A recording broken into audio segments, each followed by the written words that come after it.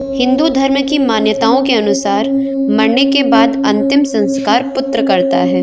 अंतिम संस्कार में मृत्यु के बाद शव को अग्नि देकर दाह क्रिया संपन्न की जाती है।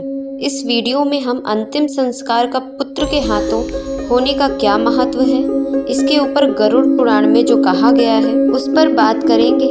पुत्र के ना होने पर किसको दाह संस्कार करना चाहिए यह भी बताएंगे। नमस्कार दोस्तों, एक बार फिर से आपका स्वागत है हमारे फैक्टोलॉजी चैनल पर। दोस्तों, अगर आप हिंदू धर्म और श्री कृष्ण में विश्वास रखते हैं तो चैनल को सब्सक्राइब कर लीजिए और कमेंट में जय श्री राधे कृष्ण लिखकर परमात्मा को अपना आभार व्यक्त जरूर करिए। दोस्तों, महर्षि वेदव्यास के अनुसार मनुष्य के जीवन में 16 प्रकार के संस्कार होते हैं, जिसमें अंतिम संस्कार दाह संस्कार होता है। इसमें 10 गात्र विधान, 16 श्राद्ध, सपिंडीकरण क्रियाएं होती हैं। भगवत गीता में भी वर्णित है कि मानव का शरीर 2 प्रकार में जीता है, एक सूक्ष्म शरीर, दूसरा स्थूल शरीर को जो कि हम देख सकते हैं, स्पर्श कर सकते हैं, लेकिन सूक्ष्म शरीर को ना ही देख सकते हैं और ना ही छू सकते हैं, इसे केवल अनुभव कर सकते हैं। मनुष्य का सूक्ष्म शरीर 17 पदार्थों, 5 कर्मेंद्रियां, 5 ज्ञानेंद्रियां, 5 प्राणवायु, 1 मन और 1 बुद्धि को लेकर स्थूल शरीर में प्रवेश करता है। वहीं जब इंसान की मृत्यु हो जाती है, इन्हीं 17 पदार्थों को लेकर जीव स्थूल शरीर से निकल जाता है। हिंदू धर्म में मृत्यु के बाद पुत्र के द्वारा शरीर को जलाने का विधान है। शरीर को जलाने की वजह उसकी मुक्ति करना है। शास्त्रों में लिखा है कि यह शरीर 5 तत्वों से मिलकर बना होता है। अग्नि संस्कार से मृतक शरीर वापस 5 तत्वों से विलय होकर इन तत्वों का ऋण चुकाता है, जिसके बाद इसके अवशेष को गंगा में विसर्जित किया जाता है। इन सभी क्रियाओं के बाद ही मृत आत्मा का संबंध पूर्व शरीर से टूटता है। उसी के बाद श्राद्ध क्रियाओं द्वारा प्रदत्त सामग्रियों से तृप्त होकर पुत्र के द्वारा किया जाता है। हिंदू धर्म शास्त्रों में पिता की मृत्यु के बाद मुखाग्नि संस्कार और दाह संस्कार की क्रिया पुत्र के द्वारा किए जाने की महिमा का विस्तार से वर्णन किया गया है। इन धर्म शास्त्रों में स्पष्ट कहा गया है कि जिन व्यक्तियों को अपने पुत्र के द्वारा विधि विधान से मृत्यु पर्यंत दाह संस्कार की क्रिया करने का फल मिलता है, उनका उद्धार होता है।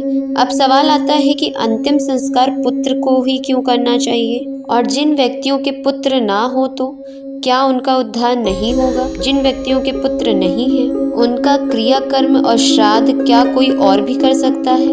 इन सारे प्रश्नों का उत्तर गरुड़ पुराण में बताया गया है। जिन व्यक्तियों के पुत्र हैं और उनको मृत्यु के बाद पुत्र के द्वारा दाह संस्कार तथा श्राद्ध का फल मिल पाता है, वह बहुत सौभाग्यशाली है। हिंदू धर्म में पुत्र का एक अलग अर्थ है। इसका वर्णन गरुड़ पुराण के इस श्लोक में मिलता है। इस श्लोक का अर्थ यह है कि पुत्र पितरों के पुण्य नामक नरक से रक्षा करता है, अतः स्वयं भगवान ब्रह्मा ने ही उसे पुत्र नाम से कहा है। एक धर्मात्मा पुत्र संपूर्ण कुल को तार देता है। पुत्रों के द्वारा व्यक्ति लोकों को जीत लेता है, जिसका मतलब पिता को नरक से निकालकर उत्तम स्थान प्रदान करना ही पुत्र का कर्म है। इसीलिए पुत्र ही अंतिम संस्कार करते हैं। अंतिम संस्कार से पहले शव को नहलाना, माला पहनाना, साल उड़ाना, शव यात्रा में सम्मिलित होना आदि श्रद्धा की निशानी है। चिता में प्रयोग होने वाला नारियल, चंदन, देसी घी, शुद्ध केशर, स्वर्ण आदि के प्रयोग से वातावरण अशुद्ध नहीं होने पाता। वही मंत्रों के उच्चारण से आत्मा को शांति मिलती है। दाह संस्कार करते समय शव का सर उत्तर तथा पैर दक्षिण दिशा में होना चाहिए। वही अग्नि देने से पहले पुत्र जल से भरे कलश को अपने बाएं कंधे पर लेकर शव की परिक्रमा करता है। इस संस्कार में हर क्रिया का अपना अर्थ है, जिसे इस वीडियो को देखने के बाद डिस्क्रिप्शन में दिए गए कुछ अन्य वीडियो में देख सकते हैं। आइए अब जानते हैं कि गरुड़ पुराण में उन व्यक्तियों के लिए क्या लिखा है जिन व्यक्तियों के पुत्र नहीं होते। दोस्तों, गरुड़ पुराण में स्पष्ट वर्णन है कि संस्कारी पुत्र का होना सौभाग्य की बात है, किंतु जिनके पुत्र नहीं होते उनकी मृत्यु के बाद उनके उद्धार के लिए भी तरीके बताए गए हैं। गरुड़ पुराण के 7वें अध्याय में राजा बब्रुवाहन और एक प्रेत की कथा का उल्लेख मिलता है। यहाँ पर इस कथा का सार बताया जा रहा है। फिलहाल इस कथा में राजा को जंगल में एक प्रेत मिलता है और अपने उद्धार के लिए राजा से अपने नाम के निमित्त दाह संस्कार एवं श्राद्ध की क्रिया करने के लिए विनती करता है। राजा उसे प्रेत के निमित्त विधि विधान से इन क्रियाओं को संपूर्ण करते हैं, जिससे उस प्रेत को प्रेत योनि से मुक्ति मिल जाती है और उसका उद्धार होता है। इसका अर्थ यह हुआ कि कोई भी मनुष्य जिसके पुत्र नहीं है, उसका भी उद्धार होना संभव है। उस व्यक्ति के नाम के निमित्त यदि दाह संस्कार की क्रिया एवं श्राद्ध क्रिया विधि विधान से की जाए तो मृत्यु पर्यंत उसे व्यक्ति को प्रेत योनि से मुक्ति मिल जाती है।